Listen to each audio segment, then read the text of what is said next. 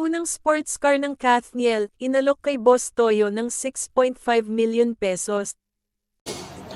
Asking ko dito, 6.5 M.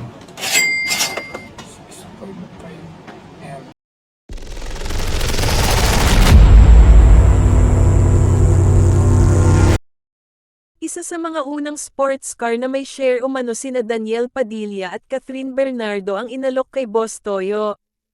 Ibinibenta ng car dealer na F2A Cars kay Boss Toyo ang orange Chevrolet Corvette Stingray C7 sa halagang 6.5 million pesos ngunit hanggang 5.8 million pesos lamang daw ang kaya ng vlogger.